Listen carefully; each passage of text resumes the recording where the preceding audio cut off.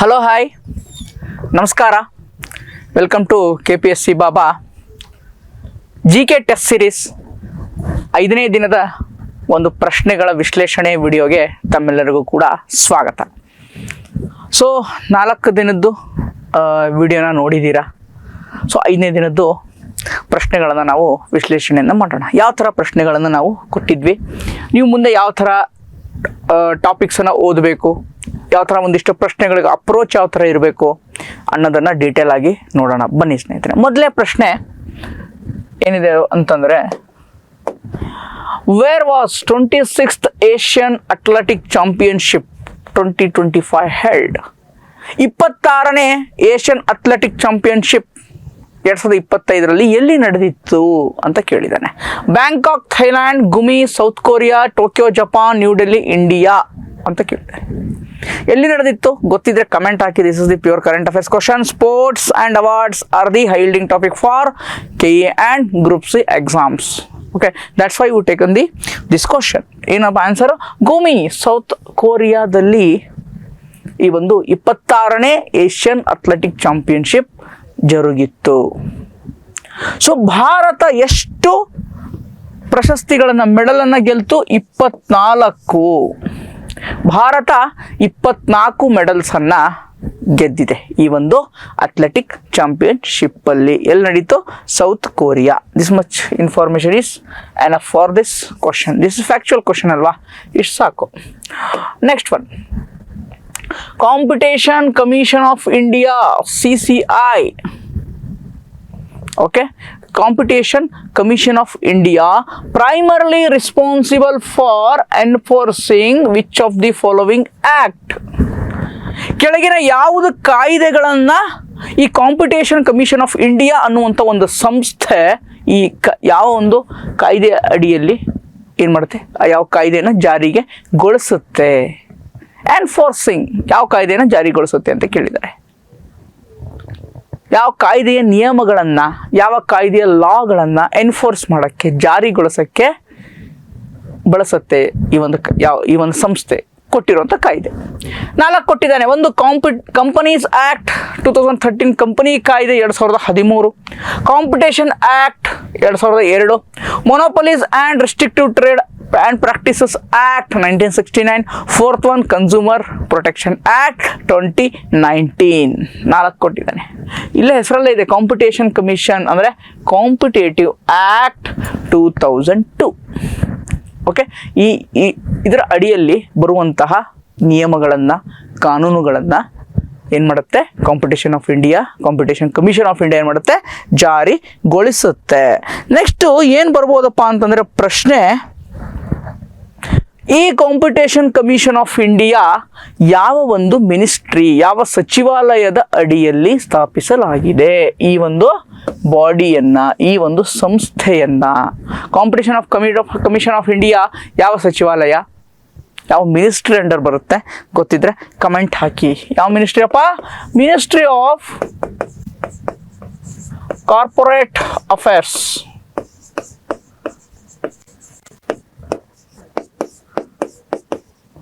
Ministry of corporate affairs ಈ ಒಂದು ministry under ಸ್ಥಾಪಿಸಲಾಗಿದೆ. ಅದು competition commission of India. Okay, right. So ಮುಂದಿನ ಪ್ರಶ್ನೆ, this is the common sense question. You can easily answer. ಒಂದಿಷ್ಟು ಥಿಂಗ್ಸ್ಗಳನ್ನು ನೀವು ಈಸಿಲಿ ಎಲಿಮಿನೇಟ್ ಮಾಡ್ಬೋದು ಕಾಮನ್ ಸೆನ್ಸ್ ಮೇಲೆ. ನೋಡೋಣ ಯಾವುದು ಅಂತ. ಓಕೆ, DGCA, Directorate General of Civil Aviation, DGCA. Okay, DGCA is a statutory body established under Aircraft Act 1934 and is a primary responsible for ensuring safety in civil aviation. Yes, basic ಇದು. But ಈ ಕಾಯ್ದೆ ಅಡಿ ಅನ್ನೋದೇನಿದೆ ಅಲ್ವಾ, ಈ ಕಾಯ್ದೆ ನಿಮಗೆ ಗೊತ್ತಿರಬೇಕು. ಈ ಕಾಯ್ದೆ ಏನಿದೆ ನಿಮಗೆ ಗೊತ್ತಿರಬೇಕು. ಯಾವುದು? Aircraft act 1934. ಏರ್ಕ್ರಾಫ್ಟ್ ಕಾಯ್ದೆ 1934ರ ಅಡಿಯಲ್ಲಿ ಒಂದು ಶಾಸನಾತ್ಮಕ ಸಂಸ್ಥೆಯಾಗಿ DGCAಯನ್ನು ಸ್ಥಾಪನೆ ಮಾಡಿದ್ದಾರೆ ಅನ್ನೋದು ಗೊತ್ತಿರಬೇಕು. ಯಾವುದಕ್ಕೆ? ಎನ್ಶೂರಿಂಗ್ ಸೇಫ್ಟಿ, ಸುರಕ್ಷಿತ, civil aviation. Okay, civil aviation ಫೀಲ್ಡಲ್ಲಿ ಒಂದು ಸೇಫ್ಟಿಯನ್ನು ಎನ್ಶೂರ್ ಮಾಡೋಕ್ಕೆ ಈ ಒಂದು ಬಾಡಿಯನ್ನು ಸ್ಥಾಪನೆ ಮಾಡಿದ್ದಾರೆ. Yes, correct. ಎರಡನೇ statement, the DGCA is regulatory body for civil aviation functions under the administrative of ministry of civil aviation. Obviously DGCA ಅಂದರೆ ಮಿನಿಸ್ಟ್ರಿ ಆಫ್ ಸಿವಿಲ್ ಏವಿಯೇಷನ್ ಅಲ್ವಾ, ಸಿವಿಲ್ ಏವಿಯೇಷನ್ ಮಿನಿಸ್ಟ್ರಿನಲ್ಲೇ ಆಗ್ಬೇಕಲ್ವಾ, because civil aviation related safety, civil aviation related body ಆಗಿರೋದ್ರಿಂದ obviously ministry of civil aviation ಅಂದ್ರೆ ಏನು ಮಾಡಬೇಕಾಗತ್ತೆ, ಇದು ಕೆಲಸವನ್ನು ಮಾಡಬೇಕಾಗತ್ತೆ. ಓಕೆ, DGCA ಮತ್ತು ಈ DGCAದ್ದು ಕೋರ್ ಫಂಕ್ಷನ್ಸ್ ಅಂತ ಕೇಳಿದ್ದಾನೆ. ಕೋರ್ ಫಂಕ್ಷನ್ಸ್ ಅಂದರೆ ಮುಖ್ಯ ಕಾರ್ಯ issuance of pilot licence. Yes, pilot ಲೈಸೆನ್ಸನ್ನು ಕೊಡುತ್ತೆ ಇದೇ ಒಂದು ಸಂಸ್ಥೆ. Certification of aircraft. ಎಸ್, ಆ ಒಂದು ವಾಯುಯಾನ ಇರುತ್ತೆ, ಇಂಡಿಗೋ ಆಗಿರ್ಬೋದು, ಸ್ಪೈಸ್ ಜೆಟ್ ಆಗಿರ್ಬೋದು, ಯಾವುದಾಗಿರ್ಬೋದು, ಅದಕ್ಕೆ ಏನು ಆ ಏರ್ಕ್ರಾಫ್ಟ್ಗೆ ಸರ್ಟಿಫಿಕೇಶನ್ ಕೊಡುತ್ತೆ. Okay, this is the eligible for to conduct the aviation activity ಮಾಡೋಕ್ಕೆ, ಪ್ಯಾಸೆಂಜರ್ನ ತೊಗೊಂಡು ಹೋಗೋಕ್ಕೆ, ಅಥವಾ ಒಂದಿಷ್ಟು ಏನಿರ್ತವೆ, ಒಂದಿಷ್ಟು ಏವಿಯೇಷನ್ ಇರುತ್ತೆ, ಬರೀ ಕಾರ್ಗೋಗಂತ ಇರುತ್ತೆ, ಒಂದಿಷ್ಟು ಪ್ಯಾಸೆಂಜರ್ಸ್ಗಂತ ಇರುತ್ತೆ, ಅದಕ್ಕಂತ ಒಂದಿಷ್ಟು ಕ್ರೈಟೀರಿಯಾಗಳಿರುತ್ತೆ. ಆ ಕ್ರೈಟೀರಿಯಾನ ಫುಲ್ಫಿಲ್ ಮಾಡ್ತಾ ಇದೆಯಾ ಆ ಒಂದು ಏವಿಯೇಷನ್, ಆ ಒಂದು ಫ್ಲೈಟು ಅನ್ನೋದನ್ನು ಏನು ಮಾಡುತ್ತೆ, DGCA ಸರ್ಟಿಫೈ ಮಾಡುತ್ತೆ. ಆ್ಯಂಡ್ ಇಲ್ಲಿ ಬಂತು ನೋಡಿ ಕೀವರ್ಡ್, ಇನ್ವೆಸ್ಟಿಗೇಷನ್. ಯಾವುದೇ ಒಂದು ಬಾಡಿ ಇನ್ವೆಸ್ಟಿಗೇಷನ್ ಮಾಡಬೇಕಂತಂದರೆ ಅದಕ್ಕೆ ಸಿವಿಲ್ ಪ್ರೊಸೀಡಿಂಗ್ಸ್ ಮಾಡುವಂತಹ ಒಂದು ಅಧಿಕಾರಗಳು ಇರಬೇಕು. For example, national human rights commission ಯಾರನ್ನಾದ್ರೂ ಕರೆಸುತ್ತೆ, ಎಲ್ಲೇ ಒಂದು ಹ್ಯೂಮನ್ ರೈಟ್ಸ್ ವೈಲೇಷನ್ ಆಗಿದೆ ಅಂದರೆ, ಮಾನವ ಹಕ್ಕುಗಳ ಆಯೋಗ ಎಲ್ಲೇ ಮಾನವ ಹಕ್ಕುಗಳ ಉಲ್ಲಂಘನೆ ಆಗಿದೆ ಅಂತಂದರೆ, ಅವ್ರಿಗೇನು ರಿಪೋರ್ಟ್ ಬಂದರೆ, ಅವ್ರಿಗೆ ಗಮನಕ್ಕೆ ಬಂದರೆ ಅವ್ರು ಕರೆಸ್ತಾರೆ. Only civil, not criminal. Again note it down, important. National human rights commission do proceedings of the only civil cases, not criminal. Civil cases ಆಗ್ತಿರುತ್ತೆ, ಎಲ್ಲೋ ಹ್ಯೂಮನ್ ಇದಾಗಿರುತ್ತೆ, ಕರೆಸ್ತಾರೆ, ಇನ್ವೆಸ್ಟಿಗೇಟ್ ಮಾಡ್ತಾರೆ, ಎನ್ಕ್ವೈರಿ ಮಾಡ್ತಾರೆ, ಬಟ್ ಪನಿಷ್ ಮಾಡೋಕ್ಕಾಗಲ್ಲ. ಸೊ ಇವನ್ ಆ ಥರದ powers ಈ DGCAಗೂ ಇಲ್ಲ, ಅದು ಇನ್ವೆಸ್ಟಿಗೇಟ್ ಮಾಡಲ್ಲ. ಹಾಗಾದ್ರೆ ಯಾರು ಇನ್ವೆಸ್ಟಿಗೇಟ್ ಮಾಡ್ತಾರೆ? ಏನಾದರೂ ಏರ್ಕ್ರಾಫ್ಟ್ ಆಕ್ಸಿಡೆಂಟ್ ಆಗುತ್ತಲ್ವ, ಈಗ ಮೊನ್ನೆ ಯಾರು ಮಹಾರಾಷ್ಟ್ರ ಉಪಮುಖ್ಯಮಂತ್ರಿಗಳು ಅಜಿತ್ ಪವಾರ್ ಅವರು, ಫಾರ್ಮರ್ ಉಪಮುಖ್ಯಮಂತ್ರಿಗಳು ವಿಧಿವಶರಾದರು ಅಲ್ವಾ, ಏರ್ಕ್ರಾಫ್ಟ್ ಆಕ್ಸಿಡೆಂಟಲ್ಲಿ ತೀರ್ಕೊಂಡ್ರು. ಅದನ್ನು ಇನ್ವೆಸ್ಟಿಗೇಟ್ ಮಾಡಬೇಕಲ್ವಾ? ಅದನ್ನು ಯಾರು ಮಾಡ್ತಾರೆ? DGCA ಮಾಡುತ್ತಾ? ಮಾಡಲ್ಲ. ಯಾರು ಮಾಡ್ತಾರೆ ಇನ್ವೆಸ್ಟಿಗೇಷನ್ನ? Who will do that investigation? Aircraft accident investigation bureau ಅಂತ ಇದೆ. ಏರ್ಕ್ರಾಫ್ಟ್ ಆಕ್ಸಿಡೆಂಟ್ ಇನ್ವೆಸ್ಟಿಗೇಷನ್ ಬ್ಯೂರೋ ಅಂತ ಇದೆ. ಏರ್ಕ್ರಾಫ್ಟ್ ಆಕ್ಸಿಡೆಂಟ್ ಇನ್ವೆಸ್ಟಿಗೇಷನ್ ಬ್ಯೂರೋ ಅಂತ ಇದೆ. ಅವ್ರೇನು ಮಾಡ್ತಾರೆ, ಈ ಒಂದು ಸಂಸ್ಥೆ ಏನೇ ಆಕ್ಸಿಡೆಂಟ್ ಆಗಲಿ ಒಂದು ಏರ್ಕ್ರಾಫ್ಟ್ದು, ಅದರದ್ದು ಇನ್ವೆಸ್ಟಿಗೇಷನ್ ಮಾಡ್ತಾರೆ. ಹೀಗಾಗಿ ಒಂದನೇ ಹೇಳಿಕೆ ಸರಿಯಾಗಿದೆ, ಎರಡನೇ ಹೇಳಿಕೆ ಸರಿಯಾಗಿದೆ, ಮೂರನೇ ಹೇಳಿಕೆ ತಪ್ಪಾಗಿದೆ. ರೈಟ್, ಗೊತ್ತಾಯ್ತಾ? ಮುಂದಿನ ಪ್ರಶ್ನೆ ಸ್ನೇಹಿತರೆ, third one will see. Third one ಆಯಿತು. Fourth one. Okay, Srijan portal ಏನಿದೆ? Srijan portal is an initiative of ministry. ಯಾವ ಒಂದು ಮಿನಿಸ್ಟ್ರಿ ಅಥವಾ ಡಿಪಾರ್ಟ್ಮೆಂಟ್ ಅಂತ ಕೇಳಿದ್ದಾರೆ. ಸೃಜನ್ ಪೋರ್ಟಲ್ಸ್ ಬರುತ್ತೆ ಯೂಶ್ವಲಿ ನ್ಯೂಸಲ್ಲಿ ಇರುವಂಥದ್ದು. ಲಾಸ್ಟ್ 6 ಮಂತ್ಸಿಂದ ಏನು ನ್ಯೂಸಲ್ಲಿ ಇರುತ್ತಲ್ವ, ಆ ಥರದ್ದು ಪೋರ್ಟಲ್ಸ್ಗಳು ಏನಾಗುತ್ತೆ, ಎಕ್ಸಾಮ್ಸಲ್ಲಿ ಬರುವಂತಹ ಚಾನ್ಸಸ್ ಏನಿದೆ ಜಾಸ್ತಿ ಇದೆ. ಸೊ ಅದಕ್ಕೆ ಪೋರ್ಟಲ್ ಕೂಡ ನಾವು ಕವರ್ ಮಾಡಿದ್ದೀವಿ. We are covering the holistically, ಏನೇನು ಪಾಸಿಬಿಲಿಟೀಸ್ ಇದೆ ಆ ಪಾಸಿಬಿಲಿಟಿನ ಇಟ್ಕೊಂಡು we are try to cover some topics or questions. Okay, let's see. Srijan portal ಯಾವ ಒಂದು ministry of commerce, ministry of electronics, ministry of MSME or defence? Which one? ಗೊತ್ತಿದ್ರೆ just comment ಹಾಕಿ. I will tell the answer. Just pass it and comment. Which one? Ministry of defence. ಯಾಕೆ ಈ ಒಂದು ಸೃಜನ್ ಪೋರ್ಟಲನ್ನು ತಗೊಂಡು ಬಂದಿದ್ದಾರೆ? To promote indigenous defence sector. ಈ Srijan portal ಅನ್ನ to promote indigenous defence sector. Okay, to promote indigenous defence sector. Indigenous ಅಂದರೆ ನಮ್ಮ ಸ್ಥಳೀಯ ಭಾರತೀಯ ಡಿಫೆನ್ಸ್ ಸೆಕ್ಟರಲ್ಲಿ, ರಕ್ಷಣಾ ವ್ಯವಸ್ಥೆಯಲ್ಲಿ ಏನು ಕಂಪನಿಗಳಿದ್ದಾವೆ, ರಕ್ಷಣಾ ವ್ಯವಸ್ಥೆಯ ಉಪಕರಣಗಳನ್ನು, ಸಾಧನಗಳನ್ನು, ಆ ಒಂದು ಡಿವೈಸಸ್ಗಳನ್ನು, ಡಿಫೆನ್ಸ್ ಸೆಕ್ಟರ್ ಸಂಬಂಧಪಟ್ಟ ಡಿವೈಸ್ಗಳನ್ನು ಮ್ಯಾನುಫ್ಯಾಕ್ಚರಿಂಗ್ ಮಾಡುವಂಥ ಏನು ಇಂಡಿಜಿನಿಯಸ್ ಸ್ಥಳೀಯ ಕಂಪನಿಗಳಿದ್ದಾವೆ, ಆ ಕಂಪನಿಗಳನ್ನು ಪ್ರಮೋಟ್ ಮಾಡೋಕ್ಕೆ, ಆ ಕಂಪನಿಗಳಿಗೆ ಹೆಚ್ಚಿನ ಆದ್ಯತೆಯನ್ನು ಕೊಡೋಕ್ಕೆ ಈ ಒಂದು ಸೃಜಲ್ ಪೋರ್ಟಲನ್ನು ಏನು ಮಾಡಿದ್ದಾರೆ, ತೆಗೆದುಕೊಂಡು ಬಂದಿದ್ದಾರೆ. ರೈಟ್. ಸೊ ಗೊತ್ತಾಯ್ತಾ ಯಾಕಂತ. ನೆಕ್ಸ್ಟ್ 5th ಕ್ವಶನ್ ಹೇಳಿದ್ನಲ್ಲ, awards and sports R the high yielding topic for KE and Group C exams. We'll see. Dada Saheb Phalke award. Okay, Dada Saheb Phalke award ಇತ್ತೀಚೆಗೆ 2023ನೇ ಸಾಲಿನ ದಾದಾ ಸಾಹೇಬ್ ಫಾಲ್ಕೆ ಅವಾರ್ಡನ್ನು ಪ್ರಶಸ್ತಿ ಪ್ರದಾನವನ್ನು ಮಾಡಿದ್ದಾರೆ, ಅವಾರ್ಡನ್ನು ಕೊಟ್ಟಿದ್ದಾರೆ. ಯಾರು ಕೊಡ್ತಾರೆ? ಪ್ರೆಸಿಡೆಂಟ್ ಆಫ್ ಇಂಡಿಯಾ ಕೊಡ್ತಾರೆ. 2023ನೇ ದಾದಾ ಸಾಹೇಬ್ ಫಾಲ್ಕೆ ಅವಾರ್ಡ್ ಯಾರಿಗೆ ಬಂದಿದೆ? ದಾದಾ ಸಾಹೇಬ್ ಫಾಲ್ಕೆ ಪ್ರಶಸ್ತಿ 2023ನೇ ಸಾಲಿಂದು ಯಾರಿಗೆ ಸಿಕ್ಕಿದೆ, ಯಾರು ಪಡೆದುಕೊಂಡಿದ್ದಾರೆ? ಕೊಟ್ಟಿದ್ರೆ ಕಮೆಂಟ್ ಹಾಕಿ ಸ್ನೇಹಿತರೆ. ಇಟ್ಸ್ ಅ ವೆರಿ ಇಂಪಾರ್ಟೆಂಟ್, ಬರುತ್ತೆ ಪ್ರಶ್ನೆ. ಓಕೆ, ಯಾರಿಗೂ ಸಿಕ್ಕಿದೆ? ಮೋಹನ್ ಲಾಲ್, ಮಲಯಾಳಂ ನಟ. ಯಾರು?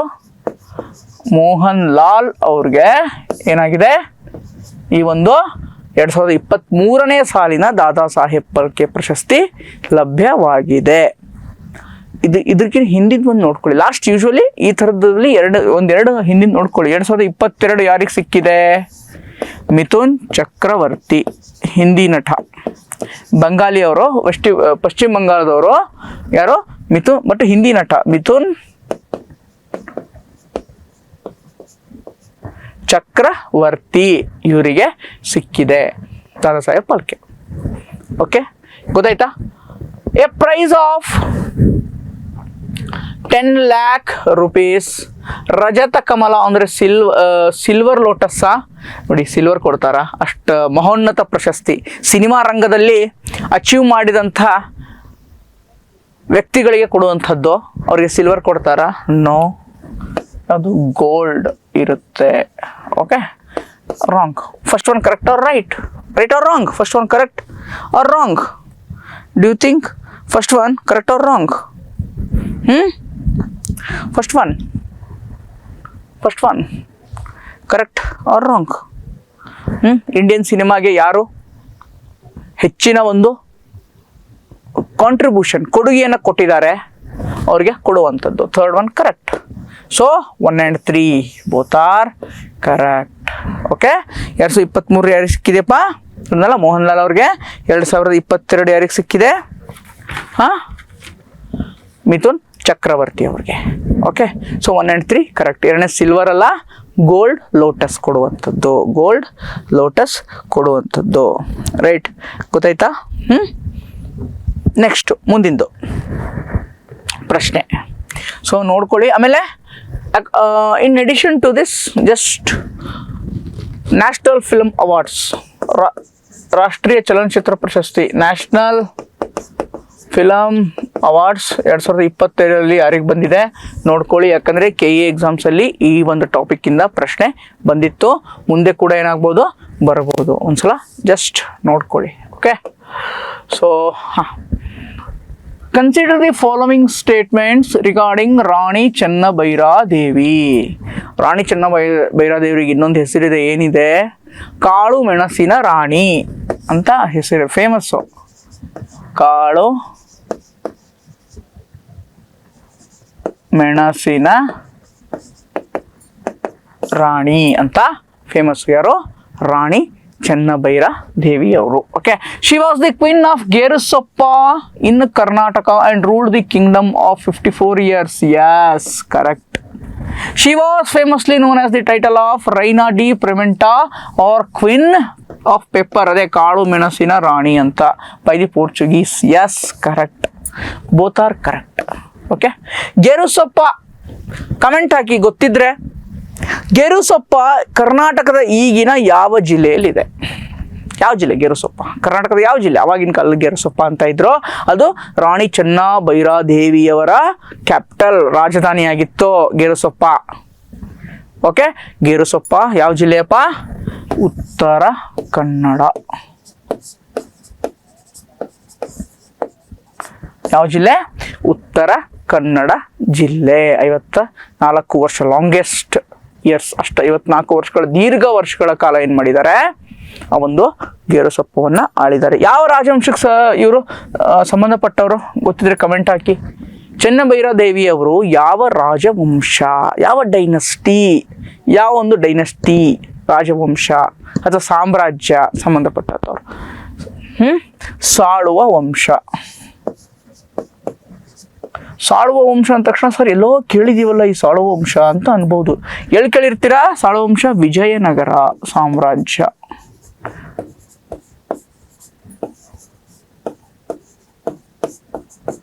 ವಿಜಯನಗರ ಸಾಮ್ರಾಜ್ಯದಲ್ಲಿ ಸಾಳುವ ವಂಶ ಅಂತ ಇತ್ತು. ಬಟ್ ಇವರು ವಿಜಯನಗರಕ್ಕೆ ಬರಲಿಲ್ಲ. ಬಟ್ ಈ ಕಡೆ ಮಂಗಳೂರು, ಉತ್ತರ ಕನ್ನಡ ಟಿಲ್ ಗೋವಾ ಅಲ್ಲಿವರೆಗೂ ಏನು ಮಾಡಿದ್ರು? ಇವರು ಆಳ್ತಾ ಇದ್ರು. ಯಾರು?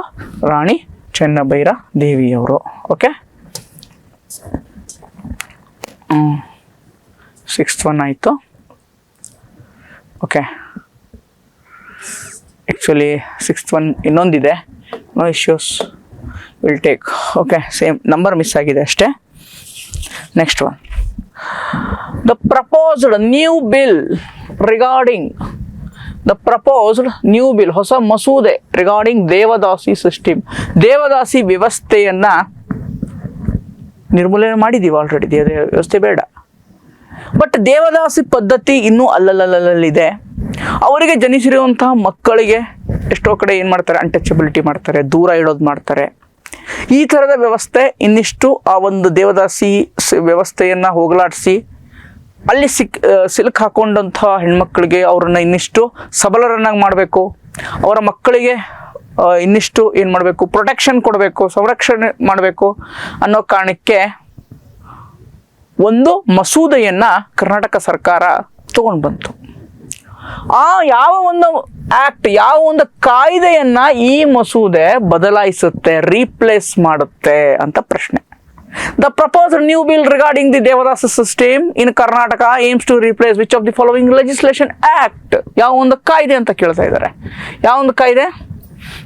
ಅದು ಇಲ್ಲೇ ಇದೆಯಲ್ಲ, ಕರ್ನಾಟಕ ದೇವದಾಸಿ ಆಕ್ಟ್ ಪ್ರೊಹಿಬಿಷನ್ ಆ್ಯಂಡ್ ಡೆಡಿಕೇಶನ್ 1982. ಈ ಒಂದು ಕಾಯ್ದೆಯನ್ನು ರೀಪ್ಲೇಸ್ ಮಾಡಿ ಒಂದು ಹೊಸ ಏನು ಮಸೂದೆಯನ್ನು ತೊಗೊಂಡು ಬಂದಿದ್ದಾರೆ. ಇನ್ನಿಷ್ಟು ಸ್ಟ್ರಿಂಜೆಂಟ್ ಲಾಸ್ 2025 ಇನ್ನಿಷ್ಟು ಸ್ಟ್ರಿಂಜೆಂಟ್ ಲಾಸನ್ನು ಬೇಕಾಗಿದೆ ಅಂತ ಹೇಳಿ ಏನು ಮಾಡಿದ್ದಾರೆ? ತೆಗೆದುಕೊಂಡು ಬಂದಿದ್ದಾರೆ. ಒಂದಿಷ್ಟು ಪ್ಯಾಟರ್ನಿಟಿ ರೈಟ್ಸ್, ಚಿಲ್ಡ್ರನ್ಸ್ಗೆ ಒಂದಿಷ್ಟು ಏನು ಪೆಟರ್ನಿಟಿ ರೈಟ್ಸ್, ಅವರಿಗೆ ಐಡೆಂಟಿಫೈ ಮಾಡೋಕ್ಕೆ ಒಂದಿಷ್ಟು ಡಾಕ್ಯುಮೆಂಟ್ಸ್ಗಳು. ಯಾಕಂದರೆ ಅವರಿಗೆ ಏನಿದೆ? ಒಂದಿಷ್ಟು ಸ್ಟೈಫಂಡನ್ನು ಕೊಡುತ್ತೆ ಸರ್ಕಾರ. 2,000 ರೂಪಾಯಿಗಳಷ್ಟೇ, 1,500 ಅಥವಾ 1,500 2,000 ಅರೌಂಡ್ ಅವ್ರಿಗೆ ಸ್ಟೈಫಂಡ್, ಪೆನ್ಷನ್. ದೇವದಾಸಿ ವ್ಯವಸ್ಥೆಯಲ್ಲಿ ಯಾರು ಸಿಕ್ಕಾಕೊಂಡಿದ್ರಲ್ವ ಅವಾಗ ಅವರಿಗೆ ಅದರಿಂದ ಹೊರಗೆ ತಂದು ಅವ್ರಿಗೆ ದುಡ್ಡು ಬೇಕಲ್ವ, ಮತ್ತು ಅವ್ರಿಗೆ ಅವರ ಒಂದು ಜೀವನ ನಡೆಸೋಕ್ಕೆ ಚಿಕ್ಕ ಪುಟ್ಟದ ಸಹಾಯ ಆಗೋಕ್ಕೆ ಏನು ಮಾಡಬೇಕು? ದುಡ್ಡು ಬೇಕು. ಅದಕ್ಕೆ it's a social responsibility of government to upliftment of the devadasi system. ಅಲ್ಲಿ ಇರುವಂಥ ದೇವದಾಸಿ ಸಿಸ್ಟಮಲ್ಲಿ ಸಿಲ್ಕಾಕೊಂಡಂಥವ್ರನ್ನ ಮೇಲ್ ತರಬೇಕು, ಸರ್ಕಾರದ ಕರ್ತವ್ಯ ಅಲ್ವಾ? ಸೊ ಅದಕ್ಕೋಸ್ಕರ ಒಂದಿಷ್ಟು ಪೆನ್ಷನ್ ಅನ್ನು ಏನು ಮಾಡಿದ್ದಾರೆ? ತೆಗೆದುಕೊಂಡು ಬಂದಿದ್ದಾರೆ. ಓಕೆ, ಅದು 1,500 2,000 ರೂಪೀಸ್ ಇದೆ, ಅದು ಇರುತ್ತೆ. ಸೊ ಒಂದು ಐಡೆಂಟಿಫೈ ಮಾಡಬೇಕು. ಇನ್ನೊಂದು, ಯಾರು ಇನ್ನೂ ಅವ್ರನ್ನ ಅನ್ಟಚಬಲ್ ಮಾಡ್ತಾರೆ ಅಥವಾ ಅವ್ರನ್ನ ಒಂದು ಕೂಪಕ್ಕೆ ಸಿಲುಕಿಸೋಕ್ಕೆ ಪ್ರಯತ್ನವನ್ನು ಮಾಡ್ತಾರೆ, ಅವ್ರಿಗೆ ಏನು 1,00,000 ರೂಪಾಯಿಯಷ್ಟು ದಂಡ, 1,00,000 ರೂಪಾಯಿಯಷ್ಟು ಪೆನಾಲ್ಟಿ, ಮತ್ತು 5 ವರ್ಷಗಳಷ್ಟು ಏನಿರುತ್ತೆ? ಇಂಪ್ರಿಸ್ಮೆಂಟ್, ಜೈಲು ಶಿಕ್ಷೆಯನ್ನು ವಿಧಿಸಬೇಕು ಅಂತ ಈ ಒಂದು ಬಿಲ್ಲಲ್ಲಿ ಅದೆಲ್ಲವನ್ನು ತೆಗೆದುಕೊಂಡು ಬಂದಿದ್ದಾರೆ. Okay, these are the features of that bill. Okay, just ಗೊತ್ತಿರಲಿ ಅಂತ. ಕೇಳಲ್ಲ ಫೀಚರ್ಸ್, ಯಾಕಂದ್ರೆ ಆ್ಯಕ್ಟ್ ಆದಮೇಲೆ ನಾನು ಕೇಳುವಂಥದ್ದು. ಬಟ್ ಆ ಪೆನ್ಷನ್ ನೋಡ್ಕೊಳ್ಳಿ ಎಷ್ಟಿದೆ ಅಂತ, ಎಕ್ಸಾಕ್ಟ್ 1,500 or 2,000 ಅಂತ. Okay, just check it. Administrative ಮಷಿನರಿನ ಹೇಳಿದ್ನಲ್ವಾ, ಸಾಮಾಜಿಕ, ಆರ್ಥಿಕ ಮತ್ತು ಆಡಳಿತ ವ್ಯವಸ್ಥೆಯನ್ನು ಅಲ್ಲಿ ಏನೇನು ಟರ್ಮ್ಸ್ಗಳನ್ನು ಬಳಸ್ತಾ ಇದ್ರು, ಏನು ಟರ್ಮ್ಸ್ಗಳನ್ನು ಪದ ಬಳಕೆಯನ್ನು ಮಾಡ್ತಾಯಿದ್ರು, ಯಾವುದಕ್ಕೆ ಅಂತ ನೋಡ್ಕೊಳ್ಳಿ ಅಂತ ಫಸ್ಟ್ ಕ್ಲಾಸಲ್ಲೇ ಹೇಳಿದ್ದೀನಿ ನಾನು ನಿಮಗೆ. ಓಕೆ, ಹಿಸ್ಟ್ರಿನ ಯಾವ ಥರ ನೀವು ಬಹು ಆಯಾಮದಲ್ಲಿ ಮಲ್ಟಿ ಡೈಮೆನ್ಷನಲ್ಲಿ ಓದಬೇಕು, ಸೋಷಿಯಲಿ, ಎಕನಾಮಿಕಲಿ. ಓಕೆ, ಆಮೇಲೆ ಅಲ್ಲಿ ಇನ್ಸ್ಕ್ರಿಪ್ಷನ್ಸ್ ಏನಾದರೂ ಇತ್ತಾ, ಅಲ್ಲಿ ಪ್ರಮುಖ ರಾಜ, ಇಂಪಾರ್ಟೆಂಟ್ ಕಿಂಗ್ ಆ್ಯಂಡ್ ಅವರ ಬಿರುದುಗಳು, ಟೈಟಲ್ಸ್, ಯಾವುದಾದ್ರು ಟೆಂಪಲ್ಸ್ ಕಟ್ಟಿದಾರ, ಆ ಟೆಂಪಲ್ನ ಯಾವ ಶೈಲಿಯಲ್ಲಿ ಕಟ್ಟಿದ್ದಾರೆ, ಓಕೆ, ಆ ಟೆಂಪಲ್ ಎಲ್ಲಿದೆ. ಯಾಕಂದ್ರೆ ಪ್ರಶ್ನೆಗಳು ಬರುತ್ತೆ, ನಾವು ಕೂಡ ಅದೇ ಥರ ಕೇಳ್ತಾ ಇದ್ದೀವಿ. ಸೊ ಮುಂದೆ ಕೂಡ ಬರುತ್ತೆ ಪ್ರಶ್ನೆ, ಯಾಕಂದ್ರೆ ಹಿಂದೆ ಬಂದಿದ್ದಾವೆ, ಮುಂದೆ ಕೂಡ ಬರುತ್ತೆ, ನಾವು ಅದೇ ಪಾತಲ್ಲಿ ಹೋಗ್ತಾ ಇದ್ದೀವಿ. So it's the duty of you to study in this manner. Okay, ಈ ರೀತಿಯಾಗಿ ನೀವು ಓದಬೇಕಾಗತ್ತೆ. ಅಡ್ಮಿನಿಸ್ಟ್ರೇಟಿವ್ ಮಷಿನರಿ ಆಫ್ ಹೊಯ್ಸಳ ಕೇಳಿದ್ದಾರೆ, ಹೊಯ್ಸಳ ಸಾಮ್ರಾಜ್ಯದ್ದು. The central register was maintained by official known as Kadita. ಈಗ ಅಂತೀವಿ ಗೊತ್ತಾ, ಕಡತ ಅಂತೀವಿ, ಫೈಲ್ಸ್. ರಿಜಿಸ್ಟರ್ಗೆ ಏನಂತ ಕರಿತೀವಿ, ಫೈಲ್ಸ್. ಕಡತ ಅಂತಾರೆ ಗೊತ್ತಾ, ಈಗ ನೀವು ವಿಧಾನಸೌಧ ಅಥವಾ ಗೌರ್ಮೆಂಟ್ ಟಿಪಿಕಲ್ ಗೌರ್ಮೆಂಟ್ ಆಫೀಸ್ಗೆ ಹೋದರೆ ಕಡತಗಳು ಎಷ್ಟೊಂದಿದೆಯಪ್ಪ, ಅದು ಆ ಕಡತಗಳನ್ನೆಲ್ಲ ಏನು ಮಾಡಬೇಕು, ಪಾಸ್ ಮಾಡಬೇಕು, ಅಂದರೆ file, register files. Okay, while the head of this secretariat was called Shri Karunadhikari. Head of the state ಅಂತ ಕರೀತಾರೆ ಶ್ರೀ ಕರುಣಾಧಿಕಾರಿ. ಎಸ್, ಒಂದನೇ ಸ್ಟೇಟ್ಮೆಂಟ್ ಏನಿದೆ ಸರಿಯಾಗಿ ಇದೆ. ಅದಕ್ಕೆ ಈ ಥರ ಟರ್ಮ್ಸ್ಗಳೇನಿದಾವಲ್ವಾ ನೀವು ನೋಡ್ಕೋಬೇಕಾಗತ್ತೆ. ಓಕೆ, ನೋಡ್ಕೋಬೇಕು, ಪರೀಕ್ಷೆಯಲ್ಲಿ ಬರುವಂಥ ಚಾನ್ಸಸ್ ಏನಿದೆ ಜಾಸ್ತಿ ಇದೆ. The kingdom was primarily divided into provinces known as kampanas desha which should be subdivided into nadu vishayas ಅಂತ ಹೇಳ್ತಾ ಇದ್ದೀನಿ. ನೋ, ಕಂಪನ ಅಲ್ಲ, ಇದನ್ನು ಫರ್ದರ್ ಡಿವೈಡ್ ಮಾಡ್ತಾರೆ. ಅವಾಗೇನಾಗುತ್ತೆ, ಇದು ಗ್ರೂಪ್ ಆಫ್ ವಿಲೇಜಸ್. ಕಂಪನ ಅಂದರೆ ಗ್ರೂಪ್ ಆಫ್ ವಿಲೇಜಸ್. ಕಂಪನ ಅಂದ್ರೆ ಏನಪ್ಪ, group of villages. Okay, primary province ಅಂದರೆ ಯಾವ್ದು ಬರುತ್ತೆ, ನಾಡು, ವಿಷಯ, ಇವೆಲ್ಲ ಏನು ಪ್ರಾವಿನ್ಸ್. ಆ್ಯಕ್ಚುಲಿ ಉಲ್ಟಾ ಕೊಟ್ಟಿದ್ದಾರೆ. ಓಕೆ, ಸಬ್ ಡಿವೈಡ್ ಅಲ್ಲ, these are the province. Okay, ಗೊತ್ತಾಯ್ತಾ? ಹೀಗಾಗಿ ಆನ್ಸರ್ ಏನಾಗುತ್ತೆ ಇದಕ್ಕೆ, ಕರೆಕ್ಟು ಒಂದನೇದು, ಒನ್ ಸ್ಟೇಟ್ಮೆಂಟ್ ಏನಿದೆ ಕರೆಕ್ಟು ಇದೆ. ನೆಕ್ಸ್ಟ್ ಒನ್, ಒಂದಿಷ್ಟು ಟೆಂಪಲ್ಸ್ ಇದೆ, ಜಸ್ಟ್ ಹೇಳ್ತಾ ಹೋಗ್ತೀನಿ. Will match the following. Okay, Belur Chennakeshava temple ಅಲ್ವಾ? ಈ ಚೆನ್ನಕೇಶವ ಟೆಂಪಲನ್ನು ಯಾರು ಕಟ್ಟಿದರು? ಚೆನ್ನಕೇಶವ ಟೆಂಪಲನ್ನು? ಯಾರು ಪ್ಯಾಟ್ರನೈಸ್ ಅಂಡರು, ಅದರ ಪೋಷಕರು ಯಾರಾಗಿದ್ರು ಕಟ್ಟಬೇಕು? ಯಾರು ರಾಜ ಪೋಷಣೆ ಮಾಡ್ತಾ ಇದ್ದ? ಯಾವ ರಾಜ ಆಳ್ತಾ ಇದ್ದ? ರಾಜ ವಿಷ್ಣುವರ್ಧನ.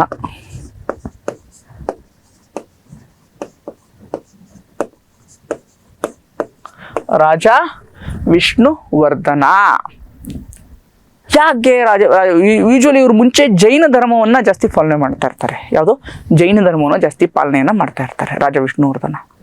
ಸಡನ್ನಾಗಿ ಯಾಕೆ ಈ ವೈಷ್ಣವ ಪಂಥ, ವೈಷ್ಣವ ಧರ್ಮದ ಟೆಂಪಲ್ಸ್ಗಳನ್ನು, ವೈಷ್ಣವ ಧರ್ಮವನ್ನು ಆಚರಣೆ ಮಾಡೋಕ್ಕೆ ಸ್ಟಾರ್ಟ್ ಮಾಡಿದ್ರು? ಯಾಕೆ ಅಂದರೆ ಬಿಕಾಸ್ ಆಫ್ ರಾಮಾನುಜಾಚಾರ್ಯರ ಇನ್ಫ್ಲೂಯೆನ್ಸ್, ಅವರ ಪ್ರಭಾವದಿಂದಾಗಿ. ಯಾಕೆಂದರೆ ರಾಮಾನುಜಾಚಾರ್ಯ ಇಲ್ಲಿ ಏನು ನಡೀತಾ ಇರುತ್ತೆ, ಆಳ್ವಾರ್ಸ್ ನೈನಾರ್ಸ್ ಅಂತ ಜಗಳ ಆಗ್ತಾ ಇರುತ್ತೆ. ವೈಷ್ಣವ ಪಂಥ ಬೇರೆ, ಶೈವ ಪಂಥ ಬೇರೆ, ನಾವು ವೈಷ್ಣವರು ದೊಡ್ಡವರು, ಶೈವರು ದೊಡ್ಡವರು ಅಂತ ತಮಿಳ್ನಾಡಲ್ಲಿ ಏನಾಗ್ತಾ ಇರುತ್ತೆ, ಒಂದು ಹೊಡೆದಾಟ ಬಡದಾಟ ಆಗ್ತಾ ಇರುತ್ತೆ. ಅಲ್ಲಿಂದ ಬರ್ತಾರೆ. ಆವಾಗ ಶೈವರು ಪ್ರಬಲರಾಗಿರ್ತಾರೆ. ಎಲ್ಲಿ? ತಮಿಳ್ನಾಡಲ್ಲಿ. ವೈಷ್ಣವರನ್ನು ಹಿಂಸಿಸ್ತಾ ಇರ್ತಾರೆ. ಸೊ ಅದಕ್ಕೆ ಅಲ್ಲಿಂದ ಬರ್ತಾರೆ ಇಲ್ಲಿ ಕರ್ನಾಟಕಕ್ಕೆ ಬಂದು. ಅವಾಗ ಯಾರಿರ್ತಾರೆ? ರಾಜ ವಿಷ್ಣುವರ್ಧನ ಇರ್ತಾನೆ. ಅವರ ಒಂದು ಪ್ರಭಾವಕ್ಕೆ ಒಳಗಾಗಿ ರಾಜ ವಿಷ್ಣುವರ್ಧನ್ ಅವರು ವೈಷ್ಣವ ಪಂಥವನ್ನು ಪಾಲನೆ ಮಾಡೋಕ್ಕೆ ಶುರು ಮಾಡ್ತಾರೆ. ಸೊ ಅದರ ಭಾಗವಾಗಿ ಏನು ಕಟ್ತಾರೆ? ಚೆನ್ನಕೇಶವ ಟೆಂಪಲ್, ಬೇಲೂರು ಚೆನ್ನಕೇಶವನ ದೇವಾಲಯವನ್ನು ಕಟ್ತಾರೆ. ಈ ದೇವಾಲಯ ಯಾವ ಶೈಲಿಯಲ್ಲಿದೆ? ನಿನ್ನೆ ಲಾಸ್ಟ್ ಕ್ಲಾಸಲ್ಲಿ ಹೇಳಿದ್ದೆ, ವೇಸರ ಶೈಲಿ ಅಂದರೆ ಕಾಂಬಿನೇಷನ್ ಆಫ್ ನಗರ ಮತ್ತು ಇನ್ನೊಂದು ದ್ರಾವಿಡ ಅಲ್ವಾ? ನಗರ ಮತ್ತು ದ್ರಾವಿಡ ಎರಡೂ ಶೈಲಿನ ಸೇರಿಸಿ ಒಂದು ಹೊಸ ಶೈಲಿ ಹುಟ್ಟುತ್ತೆ. ಅದೇ ಯಾವುದು? ವೇಸರ ಶೈಲಿ ಅಥವಾ ಹೊಯ್ಸಳ ಶೈಲಿ ಅಂತಲೂ ಕರಿತೀವಿ. ಆಮೇಲೆ ವೇಸರ ಶೈಲಿ ಯಾವ ಒಂದು ಸಾಮ್ರಾಜ್ಯದ ಕಾಲದಲ್ಲಿ ಶುರು ಆಗುತ್ತೆ? ವೇಸರ ಶೈಲಿ ಆ ಒಂದು ಟೆಂಪಲ್ ಆರ್ಕಿಟೆಕ್ಚರ್ ಬಿಲ್ಟ್ ಮಾಡೋದು, ಆ ನಿರ್ಮಾಣ ಮಾಡೋದು ಯಾರ ಕಾಲದಲ್ಲಿ ಸ್ಟಾರ್ಟ್ ಆಗುತ್ತೆ ಅಂತ ಹೇಳಿದ್ದೆ ನಾನು? ಯಾರು? ಬಾದಾಮಿ ಚಾಳುಕ್ಯರು.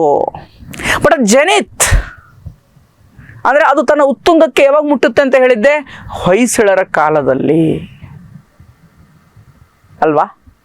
ಸೊ ಆ ಥರ ಹೊಯ್ಸಳರ ಕಾಲದಲ್ಲಿ ವೇಸರ ಶೈಲಿಯ ಟೆಂಪಲ್ ಆರ್ಕಿಟೆಕ್ಚರ್, ನಗರ, ದ್ರಾವಿಡ ಮೂರಕ್ಕೂ ಏನು ಡಿಫ್ರೆನ್ಸ್ ಇದೆ? ಒಂದು ಟೇಬಲನ್ನು ಮಾಡ್ಕೊಳ್ಳಿ. ಅದ್ರ ಮೇಲೆ ಏನು ಮಾಡ್ಬೋದು? ನೆಕ್ಸ್ಟ್ ಪ್ರಶ್ನೆಗಳು ಬರ್ಬೋದು. ಇದು ಒಂದನೇದು ಕರೆಕ್ಟ್ ಇದೆಯಪ್ಪ, ಒಂದನೇ ಪೇರು ರೈಟ್, ಒಂದನೇ ಪೇರು ಕರೆಕ್ಟ್ ಇದೆ.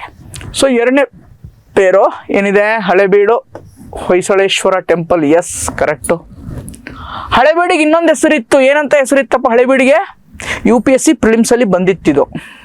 This came already or appeared in UPSC prelims. ಏನು ಹೆಸರಿತ್ತು ಹಳೆಬೀಡಿಗೆ? ಇನ್ನೊಂದು ಹೆಸರು ಇದೇ ವರ್ಲ್ಡ್ ಇತ್ತು UPSC ನಲ್ಲಿ. ಏನೋ ದ್ವಾರ ಸಮುದ್ರ. ಹಳೆಬೀಡಿಗೆ ಇನ್ನೊಂದು ಹೆಸರೇನಪ್ಪ? ದ್ವಾರ ಸಮುದ್ರ. ನೆನ್ಪಿಟ್ಕೊಳ್ಳಿ. Hoysaleshwara correct. Melukote Chaluvanarayana Swami temple. Yes correct. ಯಾಕೆ ಈ ಹಳೆ ಮೈಸೂರು ಭಾಗದಲ್ಲಿ ಯಾರು ಇರ್ತೀರಾ?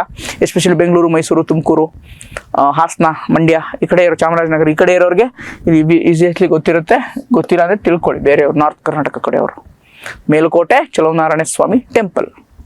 ಶ್ರವಣಬೆಳಗೊಳ ಕೇಶವನ. ಕೇಶವ ಟೆಂಪಲ್ ಎಲ್ಲಿಪ್ಪ? ಕೇಶವ ಟೆಂಪಲ್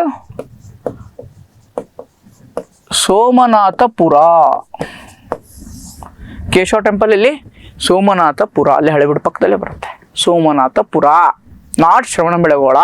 ಶ್ರವಣಬೆಳಗೊಳದಲ್ಲಿ ಏನಿದೆ ಹೇಳಿ ನೋಡೋಣ? ಶ್ರವಣಬೆಳಗೊಳದಲ್ಲಿ ಏನಿದೆ? ಗೊಮ್ಮಟೇಶ್ವರ ವಿಗ್ರಹ. ಮೊನೊಲಿಥಿಕ್, ಒಂದೇ ಬಂಡೆಯಲ್ಲಿ ಕಟ್ಟಿರುವಂಥದ್ದು ಗೊಮ್ಮಟೇಶ್ವರ. ಯಾರಪ್ಪ ಮಾಡೋದು ಇದನ್ನ? ಚಾವುಂಡರಾಯ ಅಲ್ವಾ? ಲಾಸ್ಟ್ ಕ್ಲಾಸ್ ಒಂದ್ಸಲ ಬದಿತ್ತಿದ್ದು. ಯಾರೋ? ಚಾವುಂಡರಾಯ ಗೊಮ್ಮಟೇಶ್ವರನ. ರೈಟ್. ಹೀಗಾಗಿ 3 ಪೇರ್ ಕರೆಕ್ಟ್ ಇದೆ. ಇದು ಒಂದು ಪೇರ್ ಏನಿದೆ ತಪ್ಪಿದೆ. Only 3 pairs. These pair type of questions ಇತ್ತೀಚಿನ ದಿನಗಳಲ್ಲಿ ಬರ್ತಾ ಇದೆ. ಇದಕ್ಕೂ ಕೂಡ ನೀವೇನಾಗಬೇಕಾಗತ್ತೆ? ರೆಡಿ ಆಗಬೇಕಾಗತ್ತೆ. Okay. Next question 11th one. Doctrine of waiver ಹಿಂಗೆ ಕೇಳಿದಾನೆ. Doctrine of waiver. Which of the following statements accurately describes ಯಾವ 4 ಹೇಳಿಕೆಗಳಿದಾವೆ? ಯಾವ 4 ಹೇಳಿಕೆಗಳಲ್ಲಿ ಒಂದು ಹೇಳಿಕೆ ಕರೆಕ್ಟಾಗಿ ಅದನ್ನ ವಿಶ್ಲೇಷಣೆಯನ್ನ ಮಾಡ್ತಾ ಇದೆ, ಆ ವ್ಯಾಖ್ಯಾನವನ್ನ ಕೊಡ್ತಾ ಇದೆ? ಯಾವುದು? Doctrine of waiver in Indian law ಅಂತ ಕೇಳ್ತಾರೆ. ವೆವರ್ ಅಂತಂದ್ರೆ ಏನಪ್ಪ? ವೇವರ್, ಲೋನ್ ವೇವಿಂಗ್ ಅಂತ ಗೊತ್ತಾ? ಜಸ್ಟ್ ಕಾಮನ್ ಸೆನ್ಸ್, ಒಂದು ಕಾಮನ್ ವರ್ಡ್ ಅನ್ನು ತಗೊಂಡು ಎಕ್ಸಾಂಪಲ್ ಕೊಟ್ಟು ಹೇಳ್ತೀನಿ ನಿಮಗೆ. ವೇವಿಂಗ್ ಅಂತೀವಿ, ಲೋನ್ ವೇವಿಂಗ್ ಅಂತೀವಿ. ಏನು? ಮನ್ನಾ. ಅಥವಾ ಬಿಟ್ಟು ಬಿಡೋದು. ಏನು ಮಾಡೋದು? ಬಿಟ್ಟು ಬಿಡೋದು. ಅಥವಾ ವೇವಿಂಗ್ ಮಾಡೋದು, ಬಿಟ್ಟು ಬಿಡೋದು. ಮನ್ನಾ ಮಾಡೋದು. ಈ ಥರದಕ್ಕೆ ಏನಂತ ಕರಿತೀವಿ? ವೇವರ್ ಅನ್ನೋ ವರ್ಡ್ ಅಲ್ವಾ? ಡಾಕ್ಟ್ರಿನ್ ಆಫ್ ವೇವರ್ ನೋಡೋಣ. It allows for the express or implied relinquishment of any legal right including fundamental right ಅಂತ ಹೇಳ್ತಾ ಇದ್ದಾನೆ. ಯಾವುದೇ ಒಂದು ಹಕ್ಕುಗಳನ್ನ ಬಿಟ್ಬಿಡ್ಬೋದು ಅಥವಾ ಹಕ್ಕುಗಳನ್ನ ಕಾಂಪ್ರಮೈಸ್ ಮಾಡ್ಕೊಂಡ್ಬಿಡ್ಬೋದು ನಮ್ಮ ಕಾನ್ಸ್ಟಿಟ್ಯೂಷನ್ ಯೂಸ್ವಲಿ. ಬಟ್ ಯಾವುದನ್ನು ಮಾಡೋಕ್ಕಾಗಲ್ಲ. Which one? Anybody knows? ಯಾವ್ದು? Fundamental rights. ನೋ, ಯಾರ ಹಕ್ಕುಗಳನ್ನು ಕಟ್ಸ್ಕೊಳಕ್ಕಾಗಲ್ಲ ಮೂಲಭೂತ ಹಕ್ಕುಗಳನ್ನ. ಯಾಕೆ? ಅದು ಜಸ್ಟಿಸಿಬಲ್ ಇನ್ ನೇಚರ್, ನ್ಯಾಯಸಮ್ಮತವಾಗಿವೆ. ಫಂಡಮೆಂಟಲ್ ರೈಟ್ಸ್ ವೈಲೇಟ್ ಆದರೆ, ಮೂಲಭೂತ ಹಕ್ಕು ಉಲ್ಲಂಘನೆ ಆದರೆ article 32 or 226 under Supreme Court ಅವ್ರ ಹೈಕೋರ್ಟಿಗೆ ಹೋಗ್ಬೋದು. ನಿನ್ನೆ ಹೇಳಿದ್ದೆ, ಅದನ್ನ ಲಾಸ್ಟ್ ಕ್ಲಾಸಲ್ಲಿ ಹೇಳಿದ್ದೆ ಅಲ್ವಾ? ಸೊ ಹೀಗಾಗಿ ಒಂದನೇ ಹೇಳಿಕೆ ಏನಾಗುತ್ತೆ? ತಪ್ಪು ಆಗುತ್ತೆ. ಒಂದನೇ ಹೇಳಿಕೆ ಏನಾಗುತ್ತೆ? ತಪ್ಪು ಆಗುತ್ತೆ. Right. So next one B ನೋಡೋಣ ಏನಿದೆ. It is a codified principle under the Indian contract act 1872 primary deals with the abandonment of statutory rights ಅಂತ ಹೇಳ್ತಾ ಇದ್ದಾನೆ. ಗೊತ್ತಿಲ್ಲ ನನಗೆ, ನೋಡೋಣ. ಬಟ್ ಇದನ್ನ ಈಸಿಲಿ ಎಲಿಮಿನೇಟ್ ಮಾಡಿದೆ because of knowledge, because of common sense. ನಮ್ಮ ಕಾನ್ಸ್ಟಿಟ್ಯೂಷನಲ್ ವ್ಯಾಲ್ಯೂಸ್ನ ತಿಳ್ಕೊಂಡವ್ರಿಗೆ ಅದು ಈಸಿಯಾಗಿ ಗೊತ್ತಿರುತ್ತೆ. ಬಟ್ ಇದು ಗೊತ್ತಿಲ್ಲ ನನಗೆ, ನೋಡೋಣ. It signifies the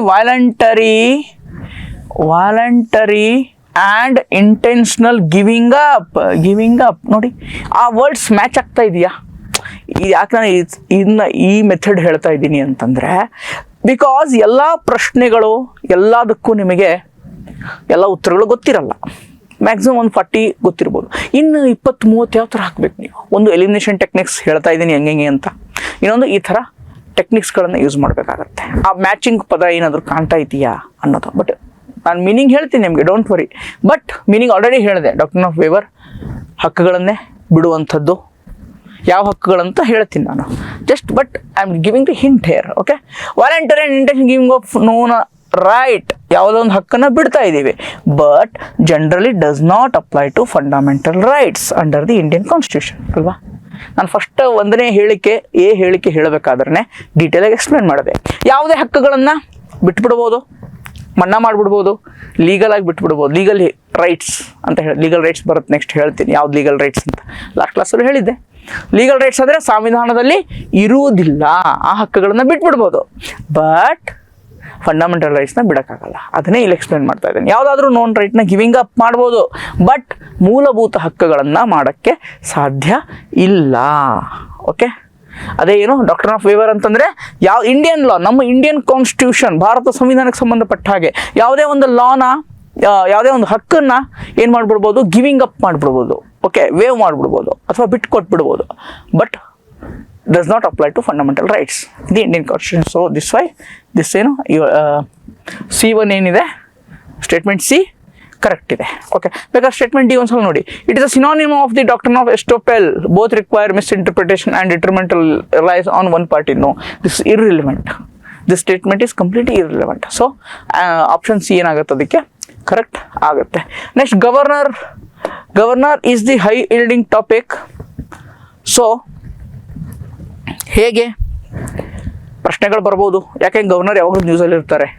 obviously especially budget session ಅಂತ ಬಂದಾಗ, ಯಾವಾಗ ಒಂದು ಎರಡು ಹೌಸ್ಗಳನ್ನು ಅಡ್ರೆಸ್ ಮಾಡಬೇಕು ಅಥವಾ ಬಜೆಟ್ ಸೆಷನ್ಗಿಂತ ಮುಂಚೆ ಬಂದು ಸರ್ಕಾರದ ಸಾಧನೆಗಳನ್ನು ಹೇಳಬೇಕಾಗತ್ತೆ, ಯಾರು ಗವರ್ನರ್ ಕಡೆ ಹೇಳಿಸ್ತಾರೆ ಅಲ್ವಾ. ಸೊ ಆ ರೀತಿ ಆದಾಗ ಅವ್ರು ಓದ್ದೇ ಬಿಟ್ಟು ಹೋಗ್ಬಿಡೋದು, ಅದಕ್ಕಂತ ಒಂದಿಷ್ಟು ಕಾನೂನು ಪಂಡಿತರು ವಿಶ್ಲೇಷಣೆಗಳನ್ನು ಮಾಡೋದು, ಇದು ತಪ್ಪಿದೆ, ಇದು ಸರಿ ಇದೆ ಅಂತ. ಸೊ ಅದು ಬೇಡ ನಮಗೆ. But ultimately governor is a high yielding topic.